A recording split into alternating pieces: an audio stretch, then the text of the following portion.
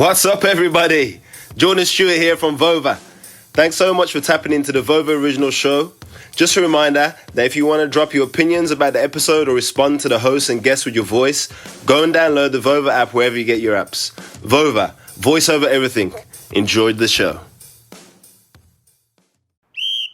Vover FC. 17 years with the club, and for Lionel Messi, a tearful farewell to FC Barcelona, which for many was hard to watch, as stretches of it didn't include words, but instead raw emotion, crying and reflection. And if you're Messi, why go participate in any of this at all? Loyalty? Well, you see it from both sides, and for that, this very public divorce doesn't necessarily have to end in acrimony. Some may think it's sad, others may be numb to the fact that hundreds of millions of euros/dollars have been made over the years in a stir of what led to all this. But we can still ask, why did it go down this way at all? Was it necessary?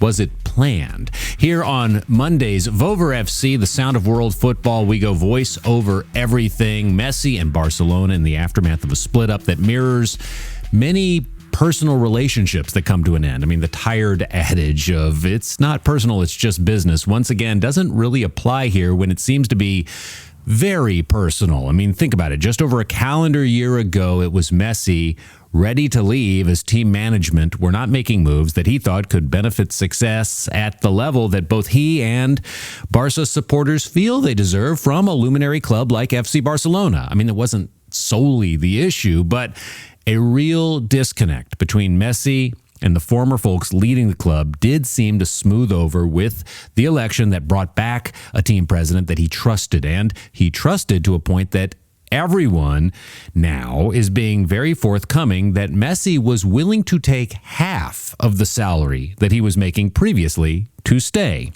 on paper.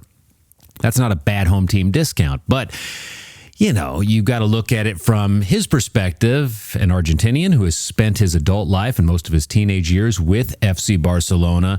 Even that discount still wasn't enough to register his contract with La Liga, given the rules that are in place based on revenue, which is obviously down due to the pandemic, and salaries per club as a percentage of this, which even if Messi kept taking further pay cuts, it still would not have been met. So what do? You go back to the number 222, as in 222 million euros paid by PSG to Barcelona for Neymar.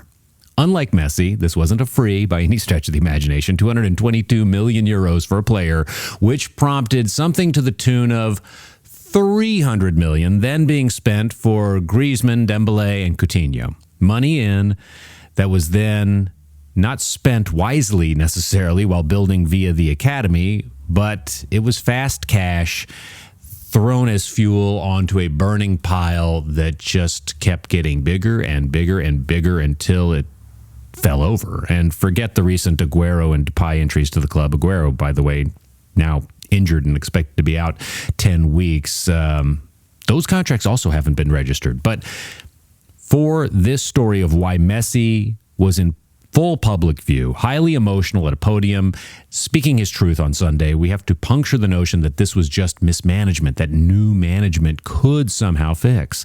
And it's not just that this wasn't fixable. We have to start accepting that this was the plan. Blaming La Liga is convenient, but it's a red herring. Perhaps not a full-on smokescreen, as numbers are numbers, but no accountant would have gotten this so confused on the way to the office to think that even with a 50% discount, it would have worked out. And this breakup could have been LeBron James leaving Cleveland the first time, times 100. Neither Barca nor Messi would want fans, passionate fans, burning number 10 jerseys in the street. It would have been not just ugly, but perhaps dangerous. And there was an effort to get a contract done, sure, and cow La Liga into something, but the power of the club to get over on the authorities was not there. So was Messi left holding the bag? Yeah, a big bag from Qatar via Paris. Everyone wins here, and there were no riots. That's a pretty good win-win. So you can call that good management finally from FC Barcelona, crisis management. And at first look, you see all of that emotion and you think, this is really sad. I mean, he wanted to be there and he can't. While that's true, and that's what he as a person is feeling, and he's obviously loyal and would feel this. As people, we feel that too for him, with him. We get it. We are not brands, we're people. So we typically side with the human side of things and not the institutional side of things. And really, this is what makes movie plots work. You identify with the protagonist, typically a person, man versus the machine, right? Then reality sets in for a club like FC Barcelona, who can only sell so many jerseys, and for Ronald Koeman, who has to field a side on Sunday versus Real Sociedad. The reality is, long-term for the club, extending this party did not make sense. There's no Kareem Abdul-Jabbar rocking chair tour to be had. These are different times. They milked what they could out of the sentiment. He made history with matches played, goals scored, etc. The divorce is sad because a different club philosophy several years ago could have made this train roll on up to his retirement. And we love to see legends celebrated for playing their entire career with one team or club, but that's not always reality. And a new reality, by the way, will be way more entertaining here.